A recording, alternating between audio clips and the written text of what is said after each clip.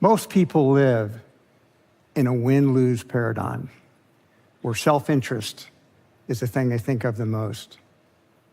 There's a better way, a win-win-win paradigm.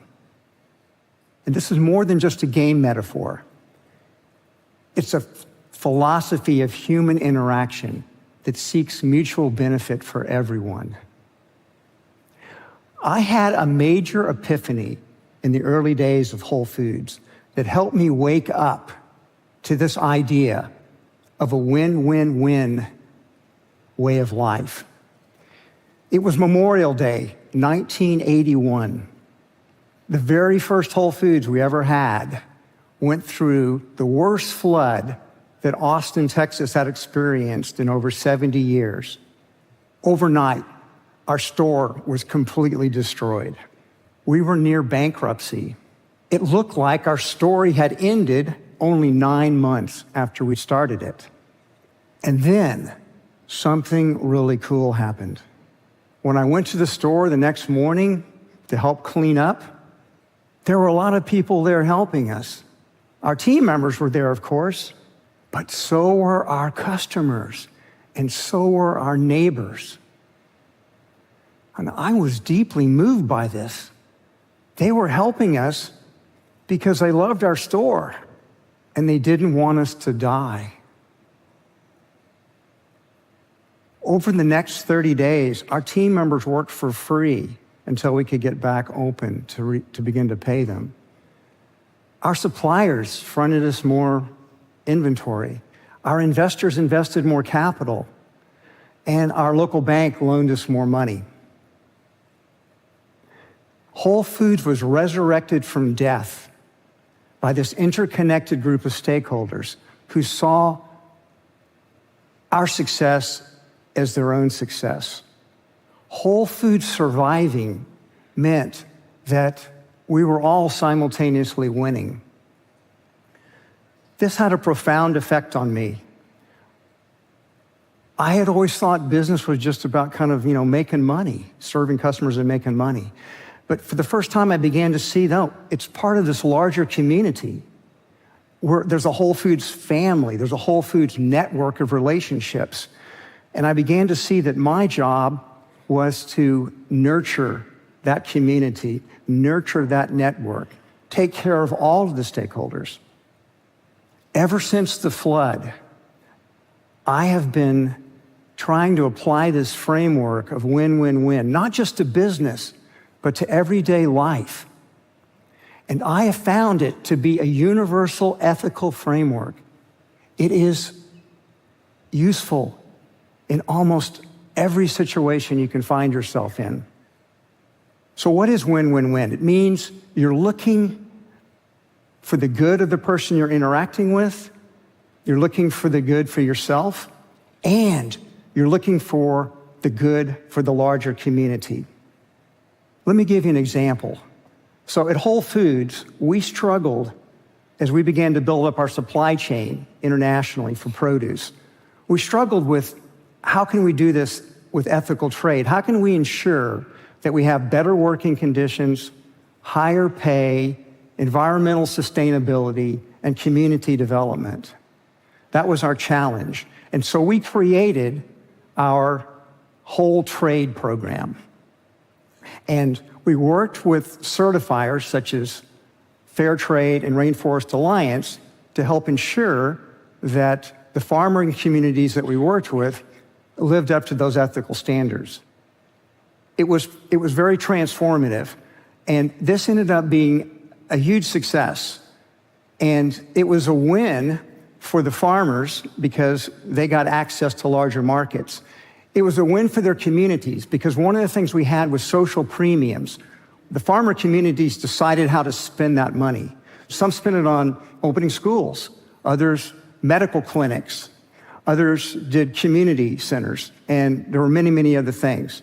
So the farming communities were benefiting. Whole Foods was also winning because we had ethical trade. Our customers liked that. We also had higher quality products, and we were able to have competitive differentiation as well. So this is all great. What happens when we have conflicts? Conflicts happen all the time. Well, one thing that happens when you're working from a win-win-win framework, is you have a lot fewer conflicts. The reason why is you can solve problems before they escalate to even become conflicts. One of the ways that you do that is that you have to do three things. To put win-win-win into practice means that, one, you have to have a mind shift. You have to be able to shift out of strict self-interest. You have to be able to take the perspective of other people. Number two, you have to have a heart shift. You have to be able to open your heart, let go of your ego and your defensiveness, and open up with empathy, with better listening skills. And third, you have to unleash your creative imagination, because it's the creative imagination that will come up with the win-win-win solutions that we need. So, let me give you an example of a time we had a win-lose situation that we turned into a win-win-win. The most important acquisition that Whole Foods ever did was back in late 1992, about 1 year after we'd done our initial public offering. Bread & Circus, a company very similar to Whole Foods, they had 6 stores at that time located in Massachusetts and Rhode Island. And I was very good friends with the owner of Bread & Circus, Anthony Harnett. And he and I had been talking for a while about Bread & Circus selling to Whole Foods. And I wanted to buy it for Whole Foods, and Anthony wanted to sell it. The problem was he wanted $30 million for his business, and it was losing money at that time. So there's no way I could sell it to our board of directors. So we sort of were in an impasse, $5 million apart approximately. And so the win-win-win solution to that was he wanted all cash. We couldn't get there. So I said, Anthony, what we can do is I can do part cash and part stock, but we can get the stock price up. He didn't like that idea at first. He thought that was very risky because he was going to be risking that maybe the stock wouldn't trade up. Here's the thing. I had made a heart shift. Anthony became convinced that I wanted what was best for everyone, including him, that he could see I genuinely wanted to get his $30 million to him. So I asked him to trust me. I'll get it. And he did. So we announced it publicly. Whole Foods Market stock rocketed up. And it went up even more after I went on the roadshow and began to tout it to the investment community. Anthony ended up getting $32 million. So it was a huge win for him. But it was even a bigger win for Whole Foods because Bread & Circus had tremendous expertise in produce, meat, and seafood. We put that into Whole Foods, and it transformed our company. That was the foundation for the explosive growth that Whole Foods Market underwent over the next 30 years. When that merger happened, we were at $100 million in sales. 30 years later, we were over $20 billion in sales.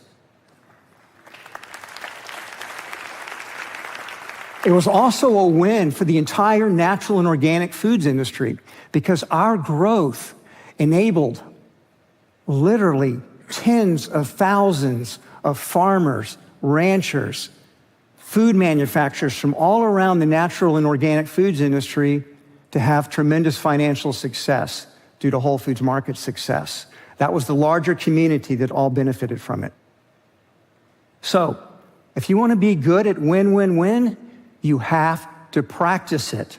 But here's the thing. It's a skill, but it's a skill very, very worthwhile to master because it's going to serve you in so many different ways in your life.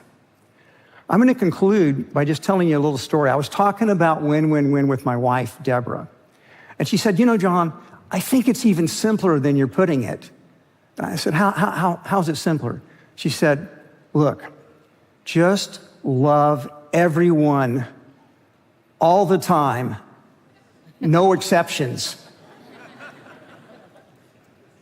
She's right, because love is the ultimate win-win-win strategy. And I wish for all of you great love in your lives, and I hope together we'll practice win-win-win. Thank you so very much.